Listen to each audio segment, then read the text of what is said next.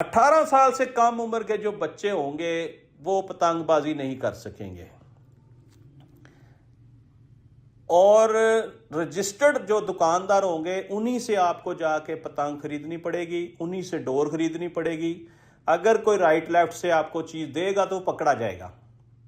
اس کے لیے حکومت پنجاب نے 2 سے 5 سال کی سزا کا تعین کیا ہے، اور 20 لاکھ روپے جرمانہ بھی دینا ہوگا۔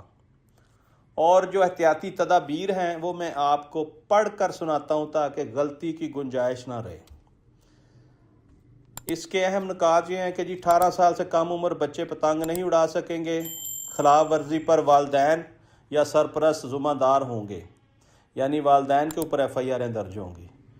صرف روایتی دھاگے والی ڈور کی اجازت ہوگی، دھاتی یا تیز دھار کیمیکل ڈور کے استعمال پر سخت پابندی ہوگی، اور اس پہ بھی سخت سزائیں ہیں۔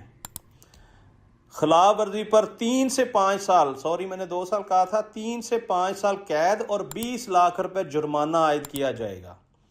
18 سال سے کم عمر کے نوجوان قانون کی پہلی خلاف ورزی پر 50,000 جرمانہ ادا کریں گے، اور اگر وہی خلاف ورزی دوبارہ کی تو پھر 1 لاکھ جرمانہ ہو جائے گا۔